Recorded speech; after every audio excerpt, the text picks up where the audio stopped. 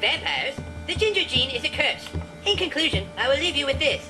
If you think that the ginger problem is not a serious one, think again. Yo, what's happening, folks? Welcome to this, my review of the Ireland and Italy game from today's Six Nations. Once again, this is not actual game highlights, this is a video game, because that's what I do. I'm a video game commentator, so, you know, deal with it. So yeah, today we kind of, it was interesting. We very much, in the first half, it was a case of same old that we get with Ireland, you know, all this talent and potential, and they don't play. You know, the first half, we give away fucking penalties far too easily. A lot of indiscipline early on in the first half, and Italy, you know, took a penalty lead, but then we hit straight back with one, and you know, then we got ourselves a try, and we went 10-3 up, and we should have kicked on from there. But what do? At one stage we had something like 65% possession and territory in the first half, and then we decided, well, fuck it, that's enough done. Let's just sit back and let Italy attack the fuck out of us. And it ended up that the territory stats by the end of the first half were back to 50-50. You know, so that shows how much that Italy actually got to attack on us in the last 15 minutes of that match.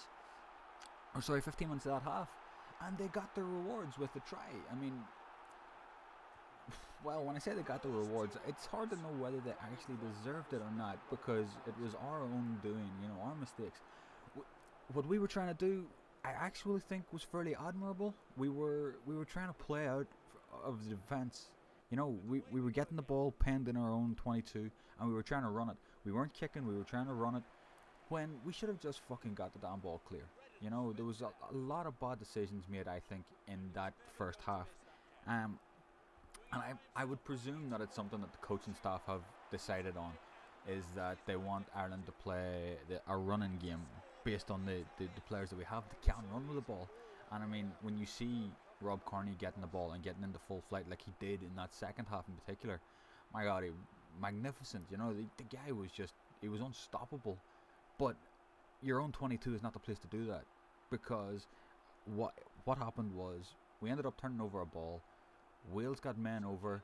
They had a 5-man overlap when Parisse got the try. I mean, and something else that actually kind of annoyed me about it, yes, he was over the line, fair enough, but he was allowed to run the extra 20 metres he needed to get the conversion to be directly in front of the posts, and nobody tried to stop him. You know, I mean, it's a minor thing, but, you know, try and put him down further back, further out, make it difficult for the kicker, because Botes, yeah, the fly half that played for Italy today, he was woeful. I mean, the dude was just awful, absolutely awful, and we should have put more pressure on that. But I mean, we got to half time, and the start of the second half, it looked like it was just going to be the same thing all over again. We were going to have one of these, like last year in Rome, with Roman O'Gara having to kick a late drop goal to kind of win the game for us. And then suddenly, Ireland decided, well, no, this running game, we can actually do this. I mean, we started to run them. It was fantastic. I mean, you can check in the description there. I've got a list of the scores, and you know, we ended up running out 42-10 winners. And you know, there was a few things that I thought weren't wonderful about it. I mean, we lost 2 lineouts, and Ireland don't lose lineouts. I mean, you have O'Connell and O'Callaghan and Donnacha Ryan came in towards the end. And these are big guys, you know, we don't lose lineouts. I mean, that's something that Ireland has built upon. It's been a foundation of Ireland's attacking play for a number of years, you know. I mean, these guys are virtually impeccable from the lineout. And Best, whilst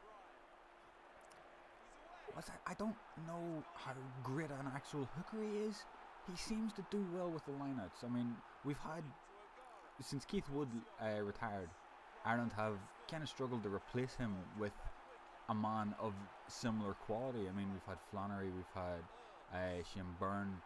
It's not Shane Byrne. We had another guy, Harry Fucker. You know, and it's just, it's a shock to actually see Ireland lose lineouts. But the other thing was, at the very end, Johnny Sexton had a 100% kicking record today. I mean, he had 3 penalties and 3 conversions from tries, I think. You can check in the description there for exactly what it was.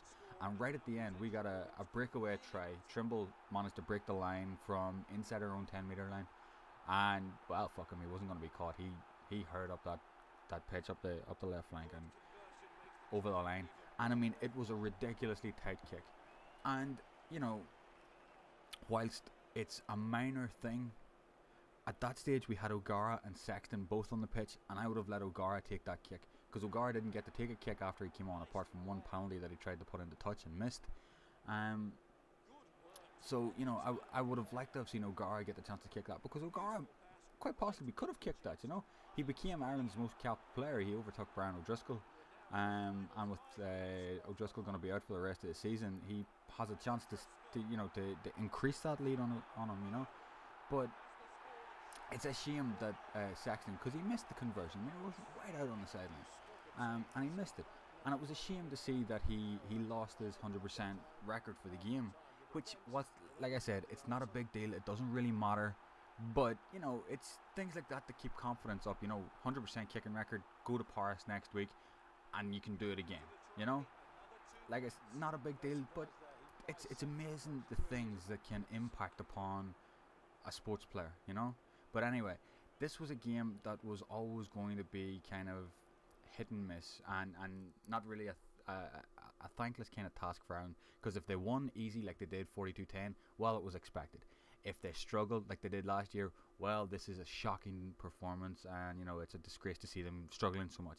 But you know, whatever, we won. That's all we needed after the disappointment of not getting to play France a fortnight ago, and after losing to Wales the way we did. So let's kick on from here and see what happens next week in Paris. I will see you again next week, folks. Take care. Peace, love, and puppies.